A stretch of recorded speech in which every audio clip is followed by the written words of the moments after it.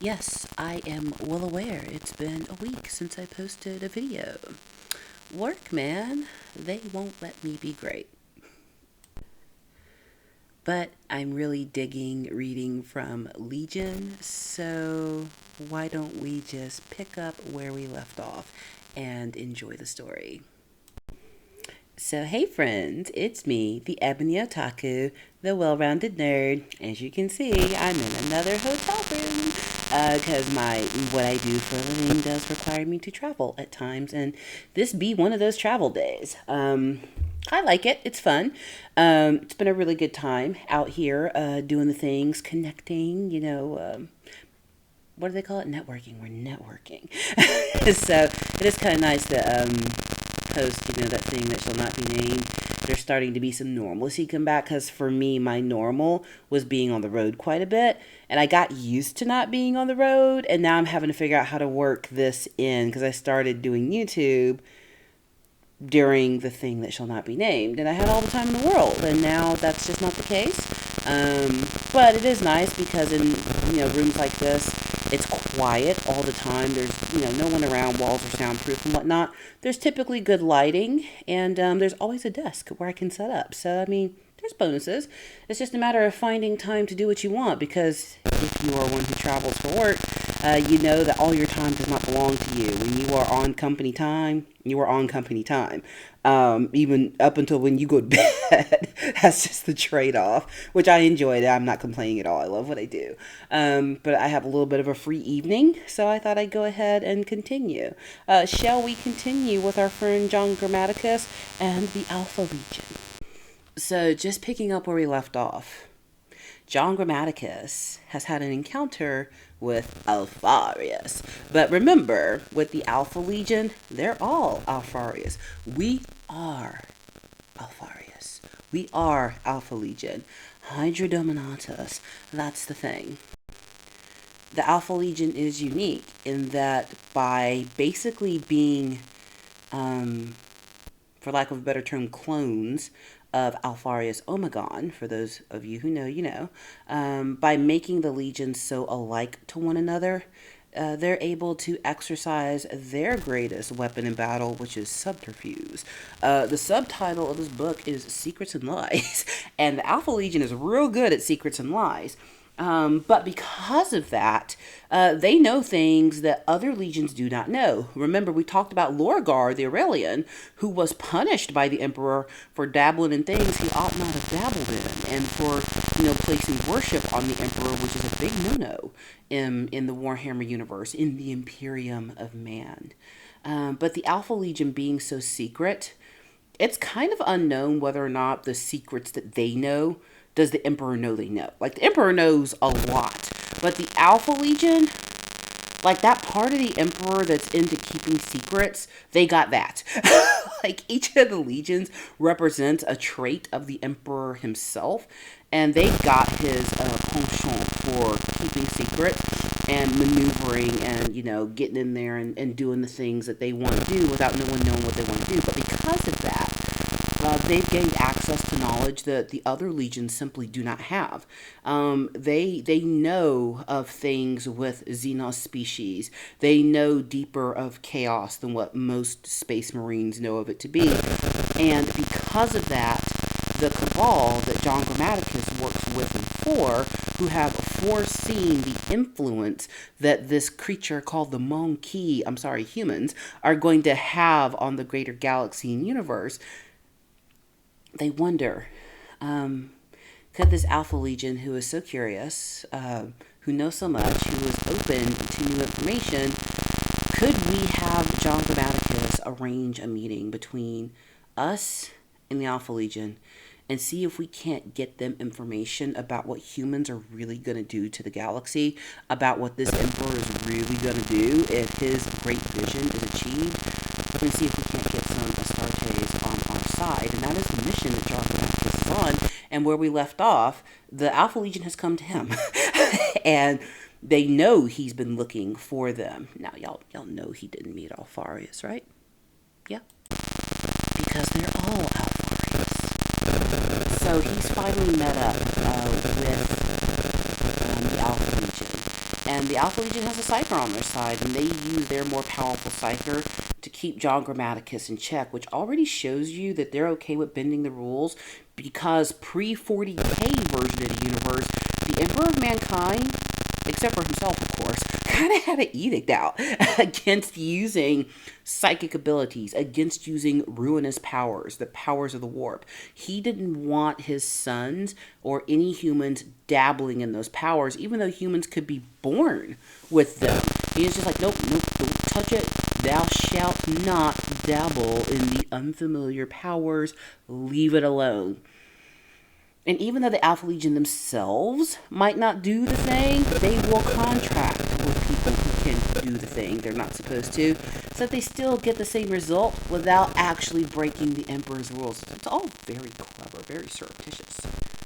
But they have a psyker who's able to kind of keep Grammaticus's powers in check, because Grammaticus on his own, being a perpetual for one thing, but he's also a powerful psyker. It's part of what's kept him around for so long, and it's part of his usefulness with the Cabal. He's able to use his psyker powers to maneuver, adapt, convince people that he's someone that he's not, to change his appearance so that when people look on him, he's not his original face. He can adapt into new bodies, new languages very easily. He can put up psychic shields. He can feel when other psychers are around that are interrupting his powers. So he's an interesting character. But now they've met, and Grammaticus is going to lead the Cabal and the Alpha Legion into having a meeting. Are things going to go the way they planned? Of course not. So let's not delay any longer. Why don't we just get back into the story?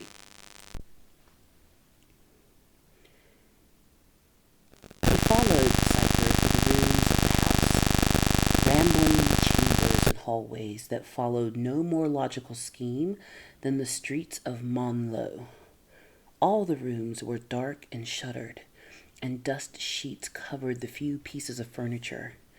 This was a place of convenience. Grammaticus decided a safe house. He had been meant to open that painted gate all along. The psyker led the way with a single fluttering candle.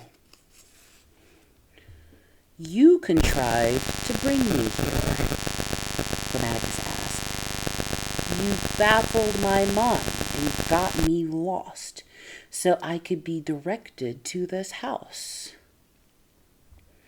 Not on my own, the hooded man replied. You are a powerful being. We have been aware of you these last few weeks, operating here, shadowing us, watching us. We thought it was time to ask why. You are not Astartes. The man turned and looked back at him. Despite the candlelight, Grammaticus could still not resolve his face. The Alpha Legion uses any and all instruments to get its work done. I am honored to serve them. The psyker took Grammaticus into a dark sitting room where several low couches and upholstered stools had been brought in for their use, their dust sheets folded and put away. A golden ewer of new wine, some small silver dish mazers, and an earthenware bowl of preserved fruit stood on an inlaid table. The psyker nodded slightly, and the many candles around the rooms on its surfaces spontaneously lit. The sudden light made a couple of those little house lizards skitter into the shadows. I do hate lumen and glow globe light, the psyker said. It kills the darkness. Candles illuminate it. And darkness is just another instrument of the Alpha Legion? Asked Grammaticus. Though he could not see the man's face, Grammaticus understood that the psyker was smiling. You really have been watching us carefully, haven't you? The psyker said. It's my job, Grammaticus replied. Help yourself to wine, to a bite of food, the cipher offered, sitting down on a couch and putting the candle he was carrying down on a table. Grammaticus poured some wine into one of the silver drinking bowls. He needed something to wash his mouth with, but would have preferred water. As he sipped from the mazer, he focused his limbic system to negate the efforts of the alcohol. He took a seat opposite the cipher. You're called sheer, right? Yes. You're gifted pyrotime. It's a technique that never manifested in me. Sheer shrugged. You get what you get, John. I'm far more impressed by your particular talent. Logokinetic skill. That's rare. You can read that in me. Of course, said Sheer, but I can't understand it. Is it any language or just specific groups? I never encountered a tongue I couldn't master, including Xenos. Grammaticus smiled. They're not so hard. It can depend on the origin they use for speech. I can understand some, but am unable to respond in kind because I lack the necessary biology to manufacture reciprocal sounds. And some are just abstruse. The Eldar have a particular verb form that always trips me up. And you can tell where a person is from just by their speech? Sheer asked, deftly switching from Low Gothic to Sinhala. Nice try, said Grammaticus in fluent Sinhala. But your palatal voicing gives you away. You are speaking Sinhala well, but I read Farsi vowels underneath. And something else. You are Uzbek? Or Azerbaijani? Uzbek. And the something else, the long diphthongs, that's a trace of Mars, isn't it? I spent 8 years growing up in the habitats of a Peruvian Maximal. You're very good. I presume as a result, you are very good at reading the truth. Grammaticus nodded. I am. It is particularly hard to lie to me. A fact which I hope you'll mention to your masters when you report this conversation back to them. I excel at recognizing the truth, so I am not unwittingly conveying someone else's lies to the ears of the Alpha Legion.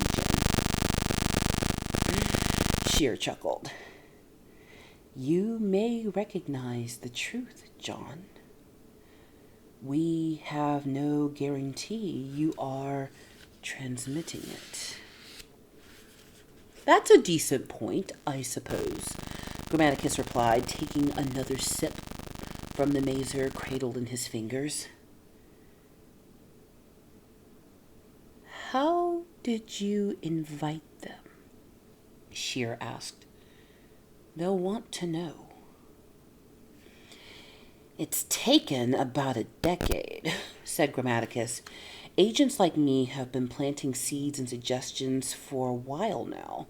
Using imperial codes and ciphers, we've logged reports and bulletins into the Crusade's data architecture, certain things that we thought would tantalize the Alpha Legion. We diverted a few orders, reversed a few command communiques. Little by little, we made sure that when the time came for the 670th Exposition to request assistance in prosecuting the Nurthing campaign, it would be the Alpha Legion that responded to Lord Commander Namatjir's plea.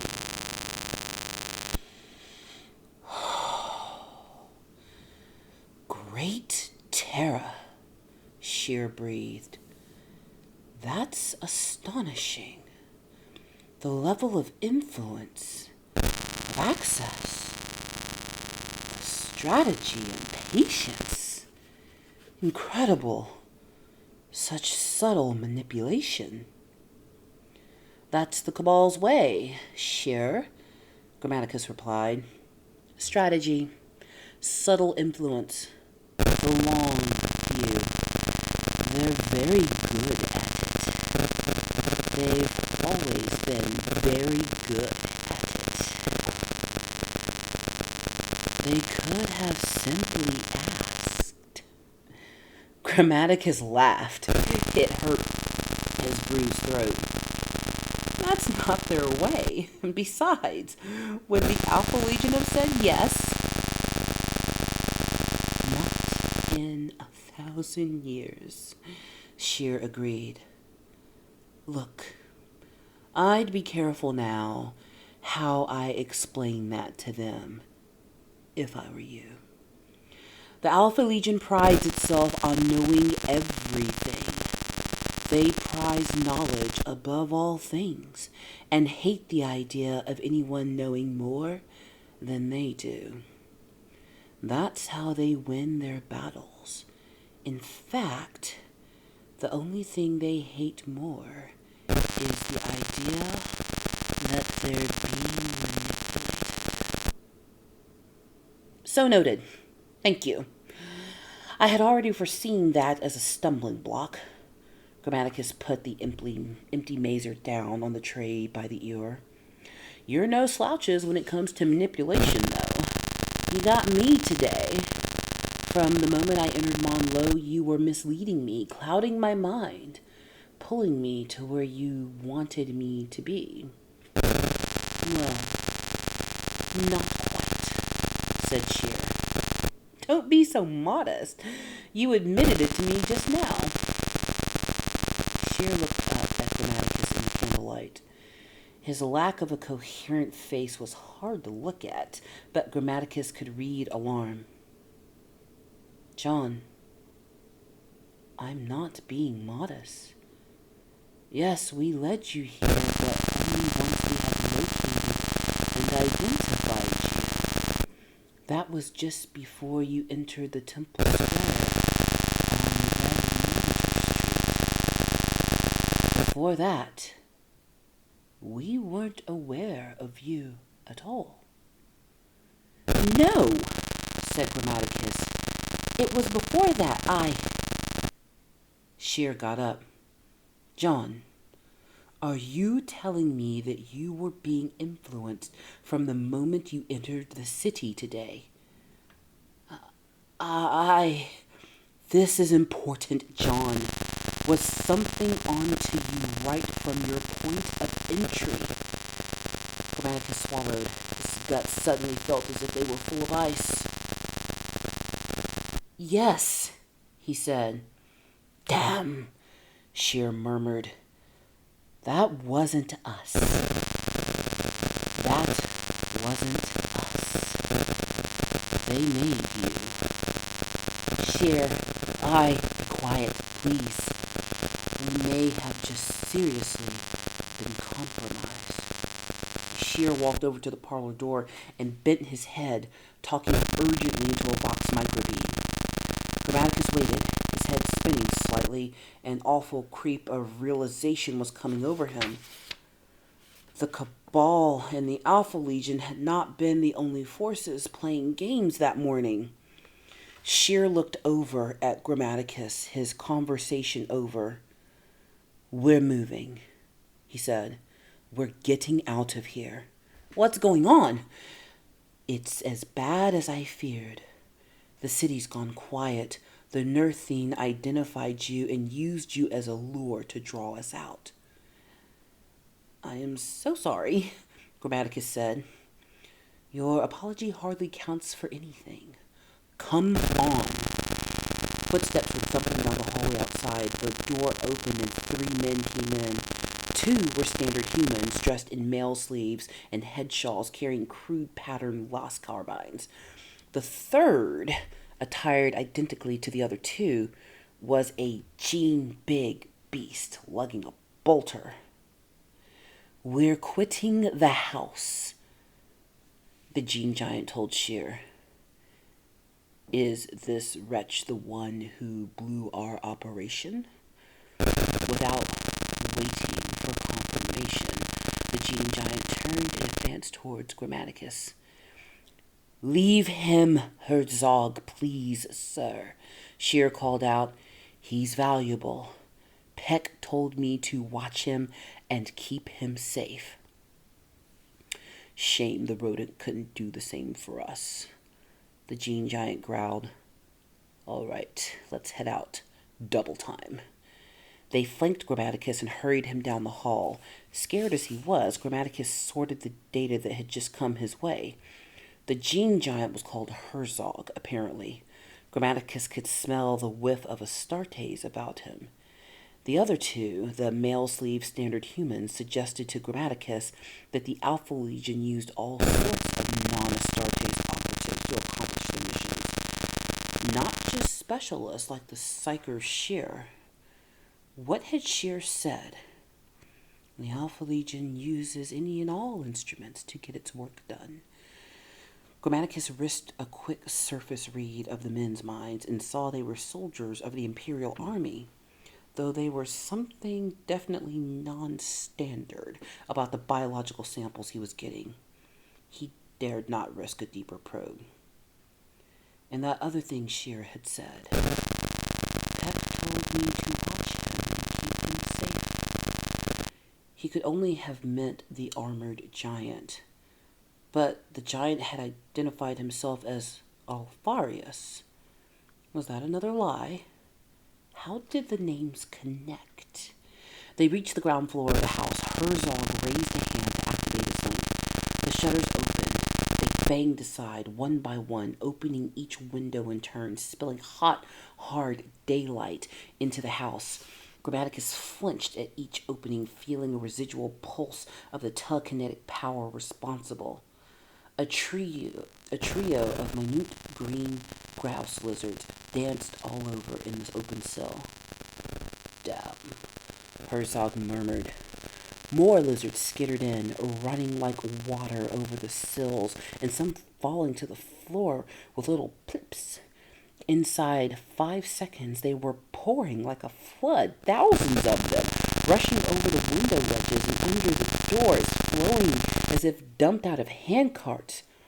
"Back upstairs," Herzog ordered. They thumped back up the staircase. The tide of lizards behind them quickly covered the tiled floor of the hall and began to pour like green water, disobeying gravity up the stairs.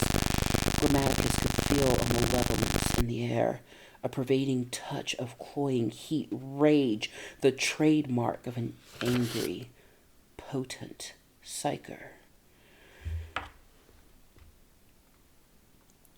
"We're in trouble," he whispered. The others ignored him, except for Shear, who glanced in his direction. For a brief second, Grammaticus saw Shear's face, the face of a startled young man with fine features. Shear was so unnerved that he was letting his psychhood slip. Rivers of pattering lizards were pouring through the upper windows, too. The shutters on the first floor had been yanked open. Tiny, sinuous green shapes rippled across the sheet-wrapped furniture and spilled along the tiled floor. "Oh, hell's teeth," one of the male-sleeved operatives gasped. "Second floor," ordered Herzog. "Make for the bridge." Herzog's mind was unguarded by distraction. Grammaticus skimmed its surface and saw that the bridge was a brick walkway linking the house to its neighbor. He started to run. They all started to run. Behind them, swarming lizards filled the hallways, making no sound except for the click-clack of their billion sticky feet. The running men, led by the Astartes, reached the second floor. The torrent of lizards was running up the walls, coating the ceiling and the carpet with scurrying bodies. "Arcus, delay them," Herzog yelled out. "Why me?" one of the male-sleeved operatives wailed. "Just do it. Broad burn." The operative turned, adjusting his last carbine to the widest emission setting.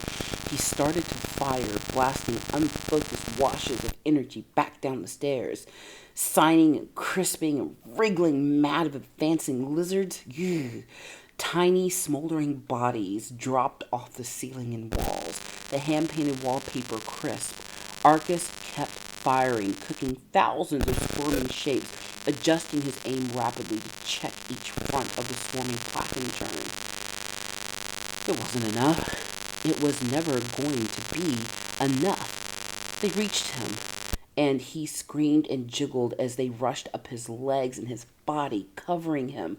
He started to flail wildly, enveloping by tiny, biting, snapping green shapes. He lost his footing and fell, crashing down the staircase into the main body of the green torrent. In seconds, his form was lost from view, submerged into the writhing flow. Ignoring the grim demise of his operative, Herzog ran down the hallway. His moving weight creaked on the old floorboards. He reached the door and halted, preparing to kick it in.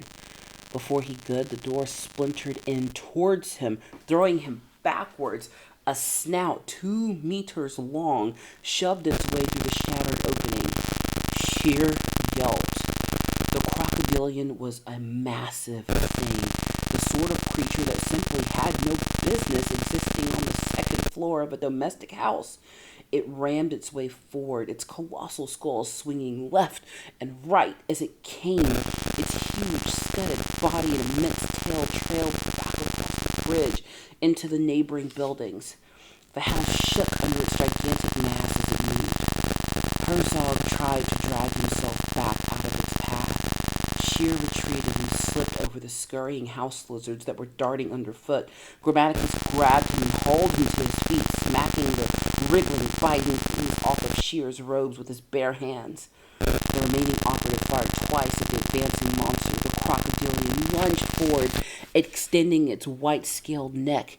It took the operative like a grazer at a waterhole, snatching him up in the huge V jaws. The man tore open, screeching as the jaws shook him apart like a straw doll.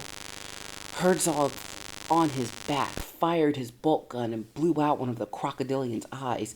It thrashed in pain, slamming its vast body to and fro in the walls of the bridge and the corridor, shattering plaster and shaking the building. The mangled corpse of the operative tumbled out of its jaws, and it snapped forwards, seizing Herzog by the leg.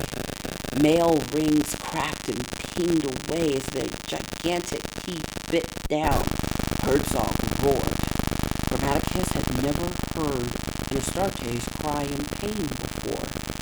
He decided he never wanted to hear the sound again. He pushed Shear aside against the moving wall of lizards and adjusted his ring.